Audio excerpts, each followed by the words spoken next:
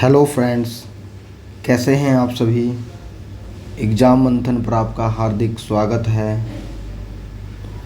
यदि आप हमारे चैनल पर नए हैं तो चैनल को सब्सक्राइब कर लीजिए और बेल आइकन को दबा दीजिए ताकि हमारी हर वीडियो का अपडेट आपको मिलता रहे। यदि आपको वीडियो पसंद आए तो वीडियो को लाइक करिए और ज़्यादा से ज़्यादा शेयर करिए। फ्रेंड्स, हरियाणा सरकार ने एक बहुत ही बड़ा डिसीजन लिया है। अब सभी विभागों में ग्रुप ए, बी और सी की पोस्टों का प्रमोशन डिपार्टमेंटल एग्ज़ाम के आधार पर होगा। आज से पहले मोस्टली डिपार्टमेंट और मोस्टली पोस्ट में जो प्रमोशन होता था वो सीनियरिटी बेस पे होता था। अब हरियाणा सरकार ने एक ड्राफ्ट तैयार किया है। चीफ सेक्रेटरी की अध्यक्षता में 7 जून 2023 को सेक्रेटरीट में एक बैठक होनी थी जिसमें ड्राफ्ट के ऊपर डिस्कशन होना था कि merit come seniority on the promotion. और ये लेटर लिखा गया है additional chief secretary finance department के द्वारा। 4 डायरेक्टर्स को लेटर लिखा है। Director general supplies and disposal, director treasury and accounts, director economic and statistical affair और डायरेक्टर लोकल ऑडिट डिपार्टमेंट। तो ये लेटर लिखा गया है एसीएस फाइनेंस डिपार्टमेंट के द्वारा और इसका जो सब्जेक्ट है वह है informal discussion and draft of written exam for promotion from one post to another group. भाई, एक पोस्ट से दूसरे ग्रुप के लिए जो प्रमोशन होगी वो रिटन एग्ज़ाम के बेस पर होगी और उसके बारे में इनफॉर्मल डिस्कशन करना है।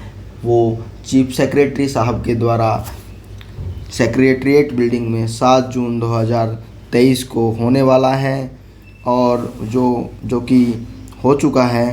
तो इस बारे में इन्होंने ये पत्र लिखा है और इस पत्र में लिखा है कि आपसे निवेदन किया जाता है कि आप अपनी ज़रूरी जो भी कमेंट हैं वो 6 जून 2023 तक भिजवाना सुनिश्चित करें। और इस बार ये ईमेल भी करी गई है, मेल के माध्यम से इसको पुटअप किया गया है। अंकुर गुप्ता साहब हैं एसीएस फाइनेंस डिपार्टमेंट और ये डाउन में जाती हुई joint secretary finance, under secretary finance. आगे ड्राफ्ट इसके साथ एनक्लोज किया गया है। फ्रेंड्स, ड्राफ्ट में लिखा है Haryana government human resources department HR 1 branch. देखिए दोस्तों, हरियाणा सरकार में ने हाल फिलहाल में ही एक नए डिपार्टमेंट की रचना की थी, ह्यूमन रिसोर्सेज डिपार्टमेंट। जो भी सर्विस मैटर्स हैं, रिक्रूटमेंट मेथड हैं या जितने भी डिपार्टमेंट के सर्विस रूल हैं और उससे रिलेटेड जो भी डिपार्टमेंट काम करेगा वो है ह्यूमन रिसोर्सेज डिपार्टमेंट। उसकी ये notification to be notified to be published in official gazette. भाई, ये ऑफिशियल गैजेट में पब्लिश होगी।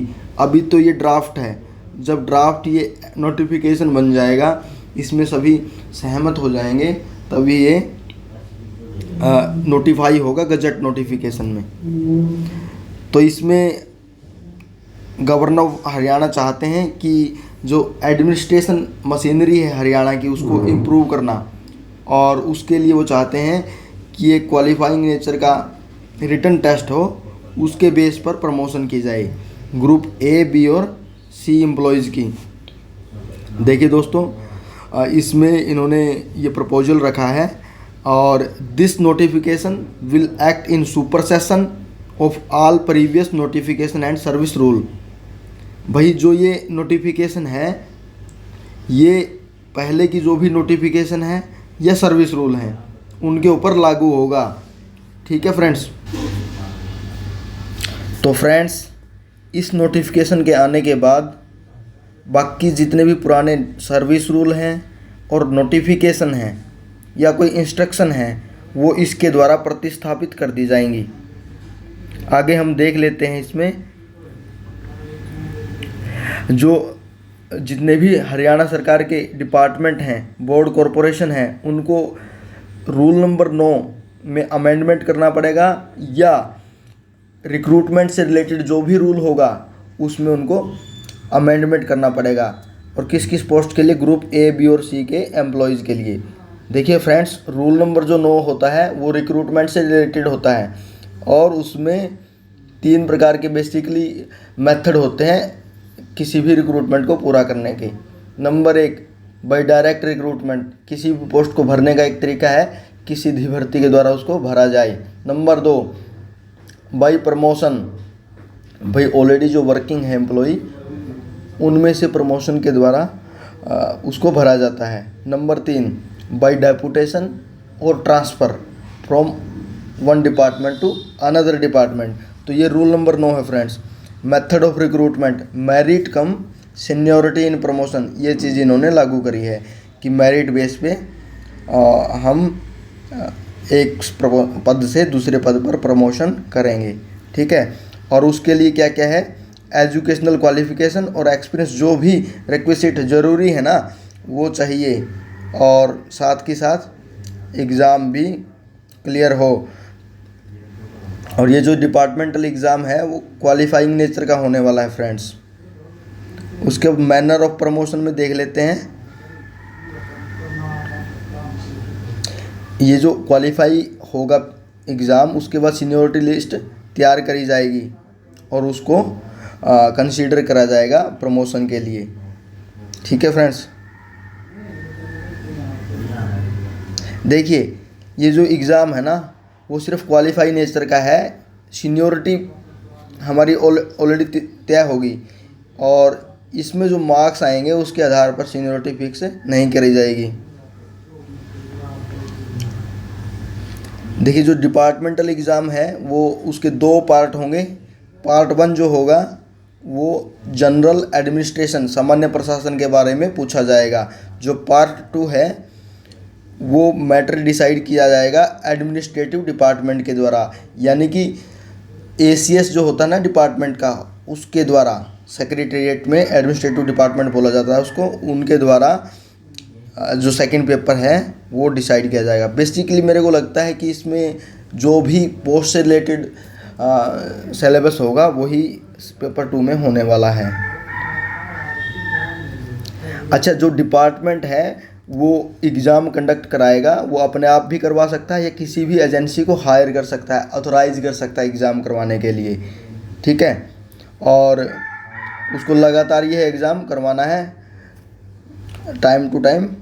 और इसके लिए जो भी सिलेबस होगा उसकी लैंग्वेज क्या रहने वाली है, नेचर कैसा है, सब्जेक्टिव होगा या ऑब्जेक्टिव, ऑप्शनल टाइप का होगा या लेंथी पेपर होगा, और जो टाइम लिमिट क्या है एग्ज़ाम की, वो सारी चीज़ें डिसाइड होने वाली हैं और बाद में आपको बता दी जाएंगी। देखिए जो एग्ज़ाम में है वो 2 गुना नंबर ऑफ पोस्ट के 2 गुना ही कैंडिडेट हैं वो बुलाए जाएंगे, जितनी पोस्ट खाली हैं। और 31 दिसंबर तक, उस साल के 31 दिसंबर तक जितनी पोस्ट खाली हैं उनके 2 गुना को एग्ज़ाम में बुलाया जाएगा।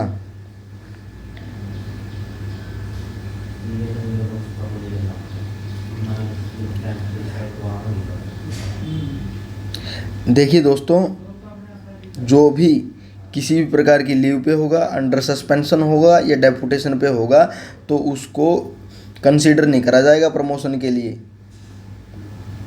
और जो एक्चुअल प्रमोशन है वो एलिजिबिलिटी के बेस पर ही डिसाइड की जाएगी। यदि जितनी पोस्ट हैं उतनी या उससे कम खाली रह जाती हैं तो 5 जितनी पोस्ट खाली रहती हैं उसके 5 गुना कैंडिडेट को दोबारा बुलाया जाएगा और उनका एग्ज़ाम होगा, उसके बेस पे उसको फुलफ़िल किया जाएगा। फ्रेंड्स, जो इसकी एग्ज़ाम में मार्क्स सिक्योर करने हैं वो कितनी कंडीशन है? तो जनरल कैटेगरी के लिए 50% की कंडीशन है, और जो जितनी भी रिजर्व कैटेगरी हैं SC, BC, EWS, ex serviceman, PWD, eligible sports person, इन सब के लिए 45% मार्क्स लेने ज़रूरी हैं। ये क्वालिफाइंग नेचर के हैं। और इसमें जो ड्राफ्ट में प्रपोजल रखा है, the purpose of category, the category for the post against which he employ was recruited in the initial appointment will be considered his or her category, यानी कि जिस कैटेगरी के अगेंस्ट में उसकी रिक्रूटमेंट हो रखी है ना, जिसमें उसका सिलेक्शन हो रखा है, उसी को उसकी कैटेगरी माना जाएगा। दोस्तों इसमें एक चीज़ और दे रखी है, कोई भी कैंडिडेट अगर एग्ज़ाम को क्वालिफाई कर देता है और किसी कारण से उसकी प्रमोशन नहीं हो पाती तो उसको दोबारा एग्ज़ाम में अपीयर होने की ज़रूरत नहीं है फ्रेंड्स। और यदि जितनी भी पोस्ट वैकेंट है उसके इक्विवेलेंट या उससे ज़्यादा कैंडिडेट ऑलरेडी अवेलेबल है जिन्होंने पहले एग्ज़ाम दे रखा है, तो दोबारा से डिपार्टमेंट जो है एग्ज़ाम कंडक्ट नहीं कराएगा, बिना एग्ज़ाम कंडक्ट कराए उसी सीनियरिटी बेसिस पर प्रमोशन कर देगा। दोस्तों इसमें कोई भी नंबर ऑफ़ लिमिट नहीं है रिटन एग्ज़ाम को क्लियर करने की। आप जितने भी चाहें चांस दे सकते हैं, जितनी बार भी चाहें एग्ज़ाम को दे सकते हैं।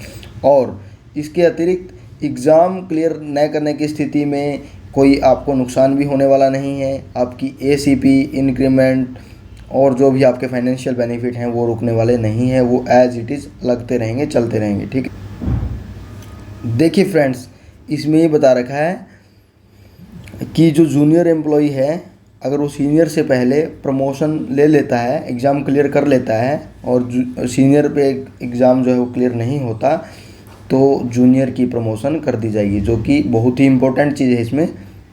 और जूनियर को सीनियर से हमेशा के लिए सीनियर माना जाएगा जब तक कि उस सीनियर की प्रमोशन उसी डेट में लागू नहीं होती और उसी डेट से उसका एग्ज़ाम क्लियर नहीं होता, प्रमोशन के लिए कंसीडर नहीं करा जाता, तब तक वो जूनियर उस सीनियर से सीनियर ही माना जाएगा।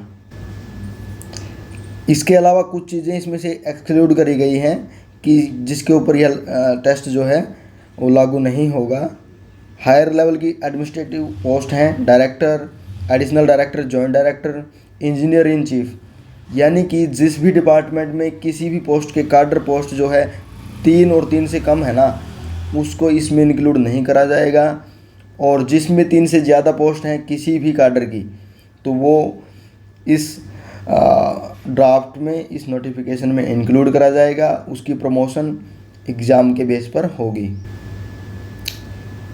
देखिए फ्रेंड्स, जो ये मेरिट कम सीनियोरिटी का सिद्धांत है, इसको लागू करने के लिए जो भी डिपार्टमेंट हैं, बोर्ड हैं, कॉरपोरेशन हैं, उनके जो हेड हैं उनको एक ऐसा सिस्टम बनाना पड़ेगा कि जितने भी सर्विस रूल हैं उनमें वो क्या करेंगे, चेंजेस करेंगे। तो ठीक है फ्रेंड्स, ये था ड्राफ्ट जिसको संजीव कौशल जी जो chief secretary to government of Haryana हैं उनके द्वारा ये भेजा गया था और जिसकी मीटिंग 7 जून 2023 को होने वाली थी। और अब जल्दी ही उम्मीद है कि ये नोटिफिकेशन गज़ट पे आने वाला है और हरियाणा सरकार जैसे कि पहले चाहती है, न्यूज़ में हम देखते हैं कि जो प्रमोशन है वो डिपार्टमेंटल एग्ज़ाम के बेस पे करेगी, मेरिट कम सीनियरिटी बेसिस पे करेगी। तो ये बहुत ही अहम निर्णय है और सरकार का इसके पीछे का तर्क है कि जो एडमिनिस्ट्रेशन मशीनरी है उसमें इम्प्रूवमेंट होगी, सुधार होगा, जो योग्य लोग हैं वो आगे जाएंगे और वो मशीनरी को इम्प्रूव करेंगे। तो ठीक है फ्रेंड्स, जुड़े रहिएगा, मिलते हैं नेक्स्ट वीडियो में एक नए अपडेट के साथ। तब तक हमारे चैनल को सब्सक्राइब कर लीजिए, वीडियो को लाइक करिए, शेयर करिए और कमेंट करिए। Thank you friends, have a nice day.